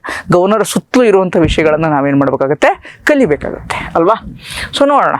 In a situation where is no single party secure a clear majority in the state legislature assembly after election, hung assembly ಅಂದರೆ ಈಗ ಒಂದು ಎಲೆಕ್ಷನ್ ಆಗುತ್ತೆ. ಓಕೆ, 2000 ನೆಕ್ಸ್ಟು 23 ಆಯಿತು, 28ಕ್ಕೆ election ಆಗುತ್ತೆ ಅಂತ ಇಟ್ಕೊಳ್ಳೋಣ. Congress, BJP, JDS 3 ಇದೆ, ಅಥವಾ ಅದರ್ ಪಾರ್ಟಿ ಪಕ್ಷೇತರ ಅಂತ ನೋಡೋಣ. ಯಾವುದೇ ಒಂದು ಪಾರ್ಟಿಗೆ ಕ್ಲಿಯರ್ ಮೆಜಾರಿಟಿ ಬರಲ್ಲ. 225 ಅಂತಂದರೆ ಎಷ್ಟು ಬರಬೇಕು, 113. ನಮ್ದು ಎಷ್ಟಿದೆ, 225 ಕರ್ನಾಟಕದಿದು. ಓಕೆ, ಸೊ 113 ಸೀಟ್ಗಳು ಬರಬೇಕು ಯಾವುದೋ ಒಂದು ಪಾರ್ಟಿಗೆ, ಅಥವಾ ಕೊಯ್ಲೇಷನ್ ಅವರಾಗಿದ್ದರೆ ಆ ಒಂದು ಕೊಯ್ಲೇಷನ್ ಆದ್ರೂ ಹೋಗ್ಬೇಕು. ಈಗ ಯಾವುದೇ ಒಂದು ಪಾರ್ಟಿಗೆ 113 ಸೀಟ್ಗಳು ಬಂದಿಲ್ಲ ಅಂತಂದರೆ ಅದೇನಂತ ಕರಿತೀವಿ, ಅತಂತ್ರವಾಗಿದೆ ಅಂತ. ಅದಕ್ಕೆ ಅಂತ ಕರಿತೀವಿ ಹಂಗ್ ಅಸೆಂಬ್ಲಿ ಅಂತ ಕರಿತೀವಿ ನಾವು. ಏನೋ ಹಂಗ್ ಅಸೆಂಬ್ಲಿ ಅಂತ ಕರಿತೀವಿ. ಅಂಥ ಟೈಮಲ್ಲಿ ಗವರ್ನರ್ ಅವ್ರಿಗೆ ಡಿಸ್ಕ್ರಿಷನ್ ಇರುತ್ತೆ, ಅವರ ಸ್ವ ಇಚ್ಛೆ ಇರುತ್ತೆ. ಆ ಸ್ವ ಇಚ್ಛೆಯಿಂದ ಯಾವುದಾದ್ರೂ ಒಂದು ಪಾರ್ಟಿಯನ್ನು ಗೋರ್ಮೆಂಟ್ ಮಾಡೋಕ್ಕೆ ಟ್ರೈ ಮಾಡಿ ಅಂತ ಬೇಕಾದ್ರೆ ಕರಿಬಹುದು. ಪರ್ಸ್ನಲ್ ಡಿಸ್ಕ್ರಿಷನ್, ಅವರ ವೈಯಕ್ತಿಕ ಇಚ್ಛೆಯಿಂದ ಕರಿಬಹುದು. ಬಟ್ ಕರೆದಾರಂದ ತಕ್ಷಣ ಗೋರ್ಮೆಂಟ್ ಆಗಿಬಿಡಲ್ಲ. ಪ್ರಮಾಣವಚನ ಸ್ವೀಕಾರ ಮಾಡ್ತಾರೆ, ಚೀಫ್ ಮಿನಿಸ್ಟರ್ ಪ್ರಮಾಣವಚನ ಸ್ವೀಕಾರ ಮಾಡ್ತಾರೆ, ಒಂದಿಷ್ಟು ಮಿನಿಸ್ಟರ್ಗಳು ಮಾಡ್ಬೋದು. ಬಟ್ ಆಟ್ ದಿ ಫ್ಲೋರ್, ವಿಧಾನಸಭೆಯ ಒಳಗಡೆ, those have to prove the majority. ಆ ಬಹುಮತವನ್ನು ನಿರೂಪಿಸಲೇಬೇಕು. ಅಂದರೆ ಅದು ಉಳಿಯುತ್ತಿಲ್ಲ ಅಂದರೆ ಹೋಗ್ಬಿಡುತ್ತೆ. 2018ರಲ್ಲಿ ನೋಡಿರ್ತೀರ ಇದನ್ನು ಅಲ್ವಾ, ನಾನು ಭಾಳ ಡೆಪ್ತಾಗಿ ಹೇಳೋದು ಬೇಡ. 2018ರಲ್ಲಿ ಯಾರು ಪೊಲಿಟಿಕ್ಸ್ ಬಗ್ಗೆ ಇಂಟ್ರೆಸ್ಟ್ ಇರುತ್ತೆ ಅವ್ರು ನೋಡಿರ್ತಾರೆ. 2018ರಲ್ಲಿ ಹೀಗೆ ಆಗಿರುತ್ತೆ, ಯಾವುದಕ್ಕೂ ಮೆಜಾರಿಟಿ ಇರಲ್ಲ. BJP ಗೌರ್ಮೆಂಟ್ ಕರೀತಾರೆ, ಯಡಿಯೂರಪ್ಪನವರು ಪ್ರಮಾಣವಚನ ಸ್ವೀಕಾರ ಮಾಡ್ತಾರೆ, ಬಟ್ ಮೆಜಾರಿಟಿ ಪ್ರೂವ್ ಮಾಡೋಕ್ಕಾಗಲ್ಲ. ಆವಾಗ ಇಳಿದು ಬರ್ತಾರೆ. ಆವಾಗ ಕಾಂಗ್ರೆಸ್ JDS ಹೋಗ್ತಾರೆ, ನಮ್ಮ ಹತ್ರ 2 ಪಾರ್ಟಿ ಸೇರಿನ ಕೊಯ್ಲೇಷನ್ ಮಾಡ್ತಾ ಇದ್ದೀವಿ, ನಮ್ಮ ಹತ್ರ ಮೆಜಾರಿಟಿ ಇದೆ ಅಂತ ಹೇಳಿ ಗೌರ್ಮೆಂಟ್ನ ಫಾರ್ಮ್ ಮಾಡ್ತಾರೆ. ಕುಮಾರಸ್ವಾಮಿ ಅವರು ಮುಖ್ಯಮಂತ್ರಿ ಆಗ್ತಾರೆ. ಅಗೇನ್ ಅದು ಬೇರೆ ಇಶ್ಯೂ, ಅದಾಯಿತು. But this is what example ನಾನು ಕೊಟ್ಟೆ ನಿಮ್ಗೆ ಏನಾಗುತ್ತೆ ಅಂತ. It is a completely governor ಅವರ discretion. Okay, so the Constitution of India provides comprehensive and exhaustive guidelines for the governor to follow specifically in case of hung assembly. No, constitution is silent. Constitution ಮೌನವಾಗಿ ಬಿಡುತ್ತೆ. Governor ಅವರಿಗೆ ಯಾವುದೇ instructions ಇಲ್ಲ. ಕಾನ್ಸ್ಟಿಟ್ಯೂಷನಲ್ಲಿ, ಸಂವಿಧಾನದಲ್ಲಿ ಯಾವುದೇ ಅವರಿಗೆ instructions ಇಲ್ಲ ಏನು ಮಾಡಬೇಕು ಅಂತ. ಅದಕ್ಕೆ ಏನು ಅಂತಾರೆ ಅವರು, ಪರ್ಸನಲ್ ಡಿಸ್ಕ್ರಿಷನ್ ಅಥವಾ ಸಿಚುವೇಶನಲ್ ಡಿಸ್ಕ್ರಿಷನ್ ಅಂತ ಕರಿತೀವಿ ಇದಕ್ಕೆ. ಅವ್ರು ತೊಗೊತಾರೆ, ಅದಕ್ಕೆ ಏನು ಬೇಕಾದ್ರೆ ಡಿಸಿಷನ್ ಅವ್ರು ಮಾಡ್ಬೋದು, ತೊಗೋಬೋದು, ಏನು ಬೇಕಾದ್ರೂ ಕರಿಬೋದು. ಸೊ ಹೀಗಾಗಿ A correct. Okay, A is true, R is false. Option C is the correct answer. A is true, R is false. ಗೊತ್ತಾಯ್ತಾ? ಐ ಥಿಂಕ್ ಇದು ಗೊತ್ತಾಯ್ತು, because this is a important issue. Okay, this is important issue. But constitution ಏನೂ ಇಲ್ಲ, governor ಯಾವ ಥರ ಮಾಡಬೇಕು, ಏನು ಮಾಡಬೇಕು, ಏನಿಲ್ಲ, ಯಾರನ್ನು ಕರಿಬೇಕು, ಏನು ಅನ್ನೋದು. ಬಟ್ ಪುಂಚಿ ಕಮಿಷನ್ ಆ್ಯಂಡ್ ಸರ್ಕಾರಿಯ ಕಮಿಷನ್, ಪುಂಚಿ ಆಯೋಗ ಮತ್ತು ಸರ್ಕಾರಿ ಆಯೋಗಗಳನ್ನು ಅವಾಗ ನೇಮಿಸಿದ್ರು ಆವಾಗಿನ ಕೇಂದ್ರ ಸರ್ಕಾರ 1988 ಮತ್ತು 2007. ಸರ್ಕಾರಿ ಕಮಿಷನ್ 1988, ಪುಂಚಿ ಕಮಿಷನ್ 2007ರಲ್ಲಿ ನೇಮಿಸಿದ್ರು. ಆ ಎರಡು ಆಯೋಗಗಳು ಒಂದಿಷ್ಟು ಈ ಥರ ಹಂಗ್ ಅಸೆಂಬ್ಲಿ ಆದಾಗ, ಅತಂತ್ರ ಸರ್ಕಾರ ಆಗ್ತಾ ಇದೆ ಅಂದಾಗ, ಅತಂತ್ರವಾದಾಗ ಗವರ್ನರ್ ಯಾವ ಥರ ಸ್ಟೆಪ್ಸ್ಗಳನ್ನು ತಗೋಬೇಕು ಅನ್ನೋ ಒಂದಿಷ್ಟು ರೆಕಮೆಂಡೇಶನ್ಸನ್ನು ಕೊಟ್ಟಿದೆ. ಬಟ್ ಅದು just recommendations, it can be taken or not. ಅದನ್ನು ತೊಗೋಬೋದು, ಇದು ಬಿಡ್ಬೋದು, ಬಟ್ ರೆಕಮೆಂಡೇಶನ್ಸ್ ಕೊಟ್ಟಿದೆ. ಅದು ಇನ್ನೂ ಇಂಪ್ಲಿಮೆಂಟ್ ಆಗಿಲ್ಲ 100%. ಬಟ್ ಆ ರೆಕಮೆಂಡೇಶನ್ಸ್ ಪ್ರಕಾರ ಗವರ್ನರು ಸಿಂಗಲ್ ಲಾರ್ಜೆಸ್ಟ್ ಪಾರ್ಟಿಯನ್ನು ಕರೀತಾರೆ. ಅಂದರೆ 225 ಸೀಟ್ಗಳಲ್ಲಿ BJP 100, ಕಾಂಗ್ರೆಸ್ 80, ಓಕೆ JDS 60, ಮಿಕ್ಕಿ ಇತರೆ ಇನ್ನೊಂದಿಷ್ಟು ಇರ್ತಾರೆ. ಸೊ ಈಗ ಸಿಂಗಲ್ ಲಾರ್ಜೆಸ್ಟ್ ಪಾರ್ಟಿ ಯಾವುದಾಯ್ತಪ್ಪ? BJP. ಸೊ ಗವರ್ನರ್ ಏನು ಮಾಡ್ತಾರೆ, ಅದನ್ನು ಸಿಂಗಲ್ ಲಾರ್ಜೆಸ್ಟ್ ಪಾರ್ಟಿನ ಕರೀತಾರೆ. ಕರೆದ ತಕ್ಷಣ ಗೌರ್ಮೆಂಟ್ ಫಾರ್ಮ್ ಮಾಡೋಕ್ಕಾಗಲ್ಲ. They have to prove majority in the floor. ವಿಧಾನಸಭೆಯಲ್ಲಿ ಆ ಒಂದು ಬಹುಮತವನ್ನು ಮಾಡಬೇಕು. So this what some guidelines ಕೊಟ್ಟಿದೆ ಪುಂಚಿ ಆಯೋಗ ಮತ್ತು ಸರ್ಕಾರಿ ಆಯೋಗ, ಅದನ್ನು ಫಾಲೋ ಮಾಡಬೇಕು ಅಂತ. ಬಟ್ ಕಾನ್ಸ್ಟಿಟ್ಯೂಷನ್ಲಿ ಇಲ್ಲ. That is why a true or false. ಗೊತ್ತಾಯ್ತಾ? This is direct just question ಇದು. Okay, so recently supreme court ಏನು ಮಾಡಿದೆ, ಡಿಫ್ರೆನ್ಶಿಯೇಟ್ ಮಾಡಿದೆ ಫ್ರೀ ಸ್ಪೀಚು ಮತ್ತು ಹೇಟ್ ಸ್ಪೀಚನ್ನು. ನೀವು ಫ್ರೀ ಸ್ಪೀಚು ಮತ್ತು ಹೇಟ್ ಸ್ಪೀಚನ್ನು ಈಕ್ವಲ್ ಮಾಡಬೇಡಿ, ವಿ ವಿಲ್ ಡಿಫ್ರೆನ್ಶಿಯೇಟ್ ಯಾವುದು ಫ್ರೀ ಸ್ಪೀಚ್, ಯಾವುದು ಹೇಟ್ ಸ್ಪೀಚ್ ಅಂತ. ಓಕೆ, ಯಾವ ಒಂದು ಇದರಲ್ಲಿ ಜಡ್ಜ್ಮೆಂಟಲ್ಲಿ ಅದನ್ನು ಹೇಳಿದೆ, ಫ್ರೀ ಸ್ಪೀಚ್ ಮತ್ತು ಹೇಟ್ ಸ್ಪೀಚನ್ನು ಡಿಫ್ರೆನ್ಶಿಯೇಟನ್ನು ಯಾವ ಒಂದು ಜಡ್ಜ್ಮೆಂಟಲ್ಲಿ ಹೇಳಿದೆ.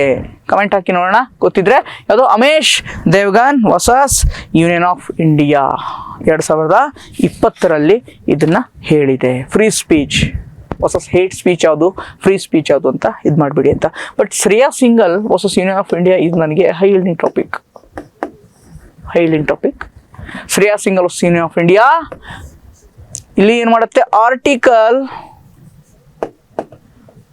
19 ಒಂದಿಷ್ಟು ಥಿಂಗ್ಸ್ ಇರುತ್ತೆ. Free speech and expression, freedom of speech and expression ಅಡಿಯಲ್ಲಿ ಶ್ರೇಯಾ ಸಿಂಗಲ್ ಅವರು ಒಂದಿಷ್ಟು ಫೇಸ್ಬುಕ್ಕಲ್ಲಿ ಪೋಸ್ಟ್ಗಳನ್ನು ಹಾಕಿರ್ತಾರೆ. ಮಹಾರಾಷ್ಟ್ರದಲ್ಲಿ ಒಬ್ಬ ಗಣ್ಯ ವ್ಯಕ್ತಿಯ ನಿಧನ ಆಗಿರುತ್ತೆ, ರೋಡ್ ಬ್ಲಾಕ್ ಆಗಿಬಿಟ್ಟಿರುತ್ತೆ, ಟ್ರಾಫಿಕ್ ಜಾಮ್ ಆಗಿಬಿಟ್ಟಿರುತ್ತೆ. ಏನಿದೆ, ಯಾರೋ ಒಬ್ಬರು ಸತ್ತರೆ ನಮ್ಮ ಕಾಮನ್ ಪೀಪಲ್, ಸಾಮಾನ್ಯ ನಾಗರಿಕರಿಗೆ, ಕಾಮನ್ ಸಿಟಿಜನ್ಸ್ಗೆ ಯಾಕೆ ಕಷ್ಟ ಕೊಡ್ತಾ ಇದ್ದೀರಾ ಅಂತ ಒಂದು ಪೋಸ್ಟ್.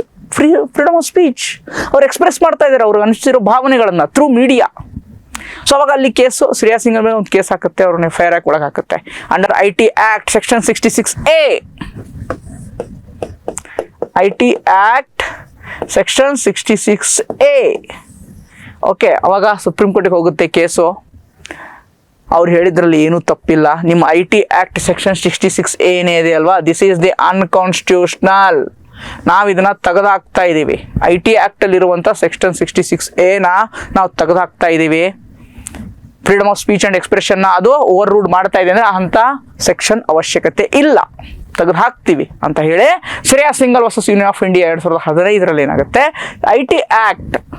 IT ಕಾಯ್ದೆಯ ಸೆಕ್ಷನ್ 66A ಏನು ಮಾಡ್ತಾರೆ, ತೆಗೆದು ಹಾಕ್ತಾರೆ. This what Shreya Singhal versus union of India. So ಇವೆಲ್ಲ ನೋಡ್ಕೋಬೇಕಪ್ಪ, ಯಾಕಂದರೆ ಎಕ್ಸಾಮ್ಸಿಗೆ ಬರುತ್ತೆ. That's why. Okay, OCI overseas citizen OCI card ಅಂತ ಕೊಡ್ತಾರೆ, ಓವರ್ಸೀಸ್ ಸಿಟಿಜನ್ ಕಾರ್ಡ್ ಅಂತ ಕೊಡ್ತಾರೆ. ಯಾವ್ದ್ರ ಅಂಡರು, ಸಿಟಿಜನ್ಶಿಪ್ ಆ್ಯಕ್ಟ್ ಅಂಡರು. ಓಕೆನಾ. Registration can be revoked. ಆ OCI ಕಾರ್ಡ್ ಕೊಟ್ಟಿರ್ತಾರಲ್ಲ ಅದನ್ನು, ಅಥವಾ ಅವರು OCI ಅಂತ ಓವರ್ಸೀಸ್ ಸಿಟಿಜನ್ ಅಂತ ರಿಜಿಸ್ಟರ್ ಆಗಿರ್ತಾರಲ್ವ, ಅದನ್ನು ಹೋಗ್ಬಿಡುತ್ತೆ, ಆ ರಿಜಿಸ್ಟ್ರೇಷನ್ ಹೋಗ್ಬಿಡುತ್ತೆ, ರಿವೋಕ್ ಆಗಿಬಿಡುತ್ತೆ. ಯಾವ ಒಂದು ಸಂದರ್ಭದಲ್ಲಿ ಆಗುತ್ತೆ ಅಂತ ಕೊಟ್ಟಿದ್ದಾರೆ, 2 ಹೇಳಿಕೆಗಳನ್ನು ಕೊಟ್ಟಿದ್ದಾರೆ, 2 ಸಂದರ್ಭ ಕೊಟ್ಟಿದ್ದಾರೆ ಯಾವಾಗ ಆಗುತ್ತೆ ಅಂತ. An individual sentences at least 2 years of prison. Yes, obviously ಜೈಲಿಗೆ ಹೋದ್ರೆ ಇಡೋಕ್ಕಾಗತ್ತಾ? ಜೈಲಿಗೆ ಹೋದ್ರೆ ಇಡೋಕ್ಕಾಗತ್ತಾ? ಆಗಲ್ಲ. If a charge sheet filed against them for offence carrying a sentence of 7 or more years of imprisonment. Yes, ಇದು ಕೂಡ ಕರೆಕ್ಟ್. ಬಟ್ ಈ ಪ್ರಾವಿಷನನ್ನು ಸಿಟಿಜನ್ಶಿಪ್ ಅಮೆಂಡ್ಮೆಂಟ್ ಆ್ಯಕ್ಟ್ 2019ನಲ್ಲಿ ಸೇರಿಸಿದರು. ಈ ಪ್ರಾವಿಷನ್ನು ಸಿಟಿಜನ್ಶಿಪ್ ಆ್ಯಕ್ಟ್ 19 55 ಅಲ್ಲೇ ಇದೆ. ಹೌದು, ಈ ಒಂದನೇ ಪ್ರೊವಿಷನ್ ಇದೆ 1955 ಸಿಟಿಜನ್ಶಿಪ್ ಆಕ್ಟ್ ಇದೆಲ್ಲ ಅಲ್ಲೇ ಇದೆ. ಬಟ್ ಈ ಪ್ರೊವಿಷನ್ ಸಿಟಿಜನ್ಶಿಪ್ ಆಕ್ಟ್ 2019 ಏನು ಮಾಡಿದ್ರು, ಸೇರಿಸಿದ್ರು. ಹೀಗಾಗಿ ಎರಡು ಹೇಳಿಕೆಗಳೇನಿದಾವೆ ಸರಿಯಾಗಿ ಇದಾವೆ. ಓವರ್ಸೀಸ್ ಅಂದ್ರೆ ಯಾರಪ್ಪ? ನಮ್ಮ ಸಾಗರೋತ್ತರ ನಾಗರಿಕರು, ಓವರ್ಸೀಸ್ ಸಿಟಿಜನ್ ಆಫ್ ಇಂಡಿಯಾ, ಸಾಗರೋತ್ತರ ಭಾರತೀಯ ನಾಗರಿಕರು ಅಂದರೆ ಬೇರೆ ದೇಶದಲ್ಲಿರುವಂತಹ ನಾಗರಿಕರು, ಅವರು ಇಂಡಿಯನ್ಸ್ ಆಗಿರ್ತಾರೆ. ಬಟ್ ಏನು, ಅವರು ಓವರ್ಸೀಸ್, ನಾನು ಇಂಡಿಯಾಕ್ಕೆ ಬರ್ಬೋದು, ಯಾವ ಬೇಕಾದಾಗ ಬರ್ಬೋದು, ವೀಸಾ ಇರಲ್ಲ. ಸೊ ಒಂದಿಷ್ಟು ಬೆನಿಫಿಟ್ಸ್ ಇದೆ ಅದರ ಅಂಡರ್ OCI ರಿಜಿಸ್ಟ್ರೇಷನ್ ಆದರೆ. ಓಕೆ, ಅದಕ್ಕೋಸ್ಕರ ತೊಗೊಂಡು, ಬಟ್ ಅದಕ್ಕಂತ ಒಂದಿಷ್ಟು ರಿಸ್ಟ್ರಿಕ್ಷನ್ಸ್ ಇರಬೇಕಲ್ವಾ? ಅದಕ್ಕಂತ ಏನು ಮಾಡಿದ್ದಾರೆ, ಈ ಥರ ರಿಸ್ಟ್ರಿಕ್ಷನ್ಸ್ನು ಏನು ಮಾಡಿದ್ದಾರೆ, ತೆಗೆದುಕೊಂಡು ಬಂದಿದ್ದಾರೆ. Which of the following statements preamble of the constitution are correct? ಯಾವುದು ಸರಿಯಾಗಿದೆ ಅಂತ ಹೇಳಿದ್ದೇನೆ. ಯಾಕೆ ಯಾವಾಗಲೂ ಕರೆಕ್ಟ್ ಇನ್ಕರೆಕ್ಟ್ ನ ಮಾರ್ಕ್ ಮಾಡ್ತೀನಿ ಅಂದರೆ, ಬಿಕಾಸ್ ತಪ್ಪು ಮಾಡುವಂಥ ಚಾನ್ಸಸ್ ಜಾಸ್ತಿ ಇರುತ್ತೆ. ನಾನು ಹೇಳಿದ್ದೀನಿ ಲಾಸ್ಟ್ ಕ್ಲಾಸಲ್ಲಿ, ನೀವು 2-3 ಕ್ವಶನ್ನ ಮಾಡಿ ಬಂದಿರ್ತೀರ, ಬೇಕಾದ್ರೆ ಕೇಳ್ಕೊಳ್ಳಿ, ಕರೆಕ್ಟು ಮಿಸ್ ಮ್ಯಾಚ್ ಆಗಿ. ಸೊ ಅದಕ್ಕೆ ಫಸ್ಟಿಗೆ ಇದು ಕರೆಕ್ಟ್ ಕೇಳಿದಾನೆ, ಇನ್ಕರೆಕ್ಟ್ ಕೇಳಿದಾನೆ ಅಂತ ಜಸ್ಟ್ ನೀವು ಒಂದ್ಸಲ ಫೋಕಸ್ ಮಾಡಿದ್ರೆ ನಿಮ್ಗೆ ಈಸಿ ಆಗುತ್ತೆ ಅಲ್ವಾ? That's why. Inward secular. Okay, first ನಾನು ಹೇಳ್ಬಿಡ್ತೀನಿ ಏನಿದೆಯಪ್ಪ. We the people of India sovereign, socialist, secular, democratic and republic ಅಂತ ಬರುತ್ತಲ್ವಾ? ಏನು ಬರುತ್ತೆ?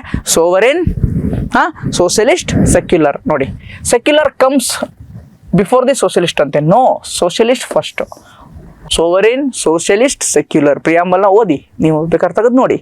ಫಸ್ಟಿಗೆ ಏನಿದೆ? Sovereign, socialist, secular. Okay, socialist ಆದಮೇಲೆ ಸೆಕ್ಯುಲರ್ ಬರುತ್ತೆ. ಹೀಗಾಗಿ ಒಂದನೇ ತಪ್ಪು. The word justice comes before the equality. ಸೋವರಿನ್, socialist, secular, democratic, republic. Okay, ensure all the citizen of India to justice, liberty, justice, liberty, equality, fraternity. Justice, liberty, equality, fraternity. Justice comes before the equality. Yes, correct. Justice ಫಸ್ಟಿಗೆ ಬರುತ್ತೆ, ಓದಿದ್ನಲ್ವ ನಾನು. Word fraternity comes after the liberty. Yes, fraternity ಲಾಸ್ಟಿಗೆ ಬರುತ್ತೆ ಅಲ್ವಾ? So ಹೀಗಾಗಿ 2 ಮತ್ತು 3 correct. ಪ್ರಿಯಾಂಬಲ್ನ ಯಾವುದ್ರ ಮುಖಾಂತರ ಸೇರಿಸಿದಾರಪ್ಪ? Objective resolution which is moved by the Jawaharlal Nehru, former prime minister Jawaharlal Nehru ಅವ್ರು ಏನು ಮಾಡಿದ್ರು, ಆಬ್ಜೆಕ್ಟಿವ್ ರೆಸೊಲ್ಯೂಷನ್ ಅನ್ನ ಪಾಸ್ ಮಾಡಿ ನಮ್ಮ ಕಾನ್ಸ್ಟಿಟ್ಯೂಷನ್ಗೆ ಈ ಪ್ರಿಯಾಂಬಲ್ ಅನ್ನ ಸೇರಿಸಿದ್ದಾರೆ. ಓಕೆ, ಬಿಕಾಸ್ ನೀವು ಬ್ಯಾಕ್ಗ್ರೌಂಡ್ ಏನಿದೆ ಅಲ್ವಾ, ಅದು ಕೂಡ ಏನಾಗುತ್ತೆ, ಇಂಪಾರ್ಟೆಂಟ್ ಆಗುತ್ತೆ. Okay, next. One among the following was a not. ನೋಡಿ, ಅದಕ್ಕೆ ಹೇಳಿದ್ನಲ್ಲ, ನಾಟ್ ಯಾಕೆ ಮಾರ್ಕ್ ಮಾಡ್ಕೋಬೇಕಂದ್ರೆ ದಟ್ಸ್ ವೈ, ಬಹಳ important. Okay, not member of drafting committee. ಈ ಕೆಳಗಿನ 4 ಜನರಲ್ಲಿ ಯಾರು ಡ್ರಾಫ್ಟಿಂಗ್ ಕಮಿಟಿಯ ಮೆಂಬರ್ ಆಗಿರಲಿಲ್ಲ. ಫಸ್ಟ್ ಕ್ಲಾಸಲ್ಲಿ ಹೇಳಿದ್ದೀನಿ ಡ್ರಾಫ್ಟಿಂಗ್ ಕಮಿಟಿ ಚೇರ್ಮನ್ ಯಾರಾಗಿದ್ರು. ಕಮಿಟಿ ಮ್ಯಾಚ್ ದಿ ಫಾಲೋಯಿಂಗ್ ನೋಡಿದ್ವಿ ಗೊತ್ತಾ, ಯಾವ ಕಮಿಟಿಗಳು ಚೇರ್ಮನ್ ಯಾರ್ಯಾರಾಗಿದ್ರು? Steering committee, drafting committee, rules committee ಅವೆಲ್ಲ ಇತ್ತಲ್ವಾ? ಯಾರಾಗಿರ್ಲಿಲ್ಲಪ್ಪ ಕಮಿಟಿ ಚೇರ್ಮನ್, ಇದು ಮೆಂಬರ್ ಯಾರಾಗಿರಲಿಲ್ಲ? ಜವಾಹರ್ಲಾಲ್ ನೆಹರು ಅವರು.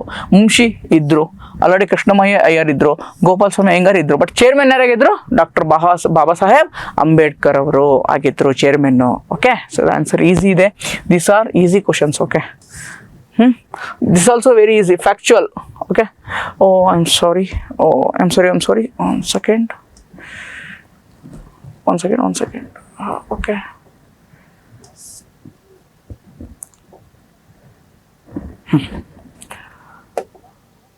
okay, right, sorry.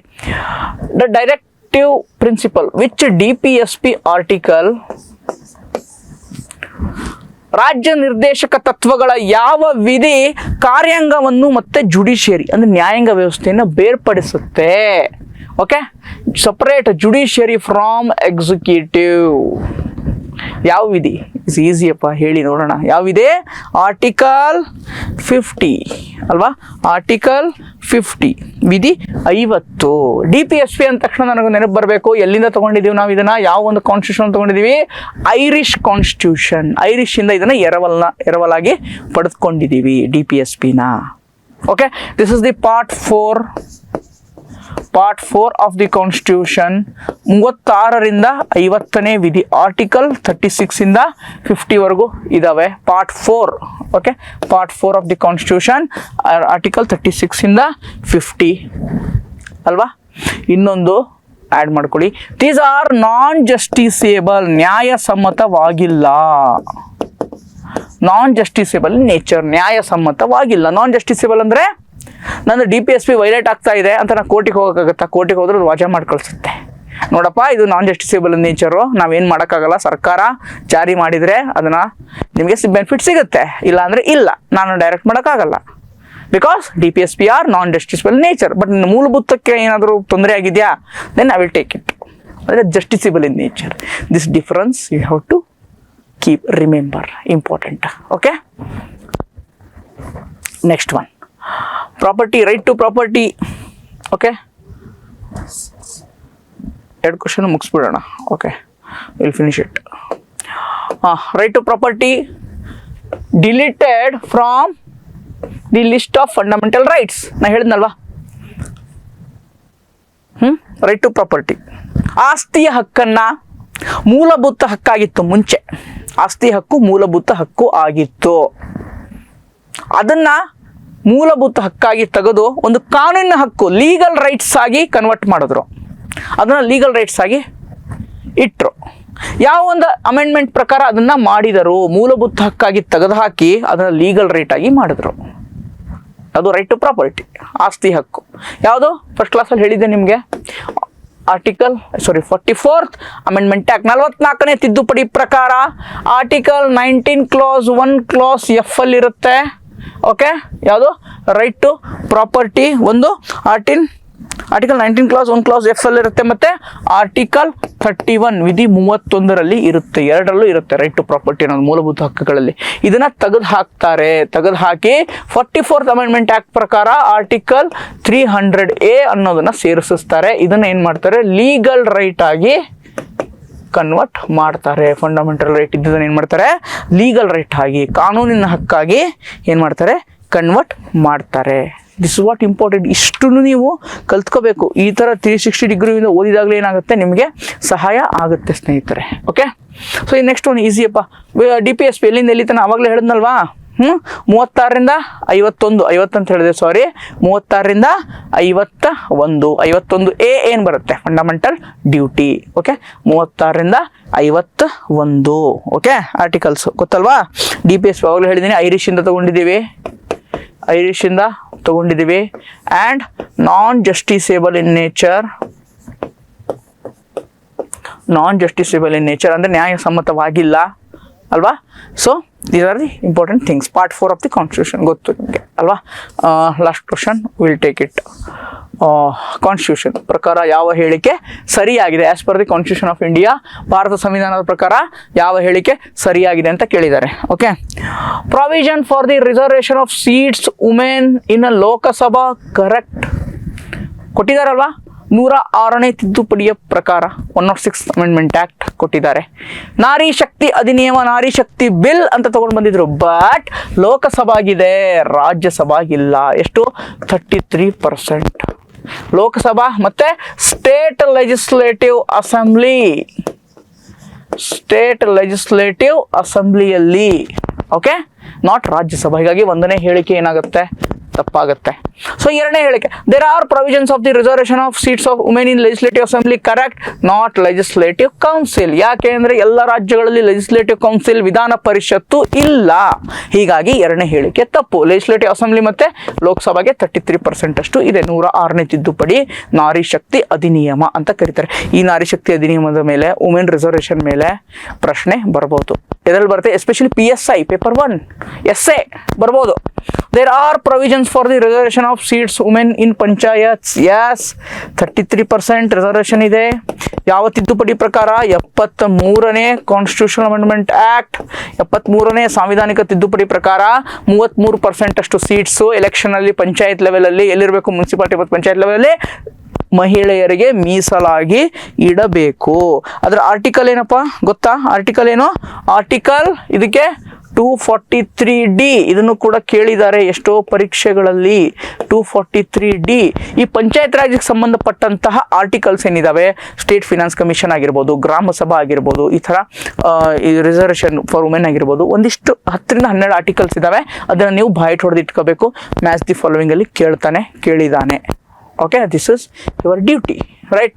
So is ಗೊತ್ತಾಯ್ತಲ್ವಾ, ಇದು ಈಸಿಯಪ್ಪ ಕ್ವಶನ್. ಆನ್ಸರ್ ಏನಪ್ಪ ಇದಕ್ಕೆ, ಆನ್ಸರ್ ಏನಾಗುತ್ತಪ್ಪ, 1ನೇದು ತಪ್ಪು, 2ನೇದು ತಪ್ಪು, 3ನೇದು ಸರಿ. ಹೀಗಾಗಿ ಆನ್ಸರ್ ಏನಾಗುತ್ತೆ, 3 only, right. So Next, mental ability. Will not discuss in detail. Just I will dictate the answer. You just note it down. Okay. 21st B. If x minus 2y is equal to 4, then 3x minus y is equal to 12 ಆಗುತ್ತೆ. Then next number series ಯಾವಾಗಲೂ ಬರುತ್ತಪ್ಪ, ಒಂದು ಪ್ರಶ್ನೆ ಬಂದೇ ಬರುತ್ತೆ usually ಎಕ್ಸಾಮ್ಸ್ಗಳಲ್ಲಿ. ಏನಾಗುತ್ತೆ? C answer ಏನು 249. 22 ಏನಾಗುತ್ತೆ? ಸಿ ಆಗುತ್ತೆ. Just note it down, pass ಮಾಡಿ ನೋಟ್ ಮಾಡ್ಕೊಳ್ಳಿ. ಓಕೆ. 23, 24. 23 ಏನಾಗುತ್ತೆ ಆನ್ಸರು? ಡಿ. 23 ಏನಾಗುತ್ತೆ? ಡಿ. 23 ಡಿ. 46.5 ಆನ್ಸರ್. ಓಕೆ. 23. 24 ಏನಾಗುತ್ತೆ? ಎ. 24 ಎ. 8 PM. 24 ಏನಾಗುತ್ತೆ? ಎ ಆಗುತ್ತೆ. 8 PM. ಬಿಕಾಸ್ ಇದನ್ನು ಜಾಸ್ತಿ ಡಿಸ್ಕಸ್ ಮಾಡಿದ್ರೆ it will be duration will be more. That's why you are giving direct answers. Okay. Which of the following is true? 25th ಏನಾಗುತ್ತಪ್ಪ? ಯಾವುದು? LCM HCF ಬಗ್ಗೆ ಇದೆ. 25th answer A. Okay. 25th answer ಏನಾಗುತ್ತೆ? A ಆಗುತ್ತೆ. ಇದಿಷ್ಟು ಇವತ್ತಿನ class, day 5ನ GK ಪೇಪರ್ನ ವಿಶ್ಲೇಷಣೆ ಸ್ನೇಹಿತರೆ. ಸೊ ನಾಳೆ ನೆಕ್ಸ್ಟ್ ವಿಡಿಯೋದಲ್ಲಿ ಡೇ 6ನ ಒಂದಿಷ್ಟು ವಿಶೇಷವಾದ ಪ್ರಶ್ನೆಗಳು, ಇನ್ನಷ್ಟು ಒಂದಿಷ್ಟು ಹೆಚ್ಚಿನ ಮಾಹಿತಿಗಳೊಂದಿಗೆ ನಿಮ್ಮ ಮುಂದೆ ಬರ್ತೀನಿ. ಅಲ್ಲಿವರೆಗೂ ಹೀಗೆ ನೋಡ್ತಾ ಇರಿ. ಏನಾದರೂ ಚಿಕ್ಕ ಪುಟ್ಟ ತಪ್ಪುಗಳನ್ನು ಮಾಡಿದರೆ ಅದನ್ನು ಕಮೆಂಟಲ್ಲಿ ಹಾಕಿ, ವಿಲ್ ಕರೆಕ್ಟ್ ಇಟ್. ಬಿಕಾಸ್ ಇಲ್ಲಿ ಯಾರೂ ಅತೀತರಲ್ಲ, ಎಲ್ಲರೂ ಕೂಡ ಕಲಿಯೋದೇನಿರುತ್ತೆ ಕಂಟಿನ್ಯೂಸ್. ಕಲಿಯೋಕ್ಕೆ ಸಾಗರದಷ್ಟಿದೆ.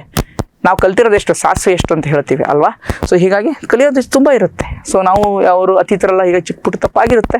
ಇಫ್ ಏನಾದರೂ ನಿಮ್ಗೆ ಅನಿಸಿದರೆ kindly comment it, we may correct it in next video. Okay. Thank you and ಅಲ್ಲಿವರೆಗೂ ಧನ್ಯವಾದಗಳು. ಬಾಯ್.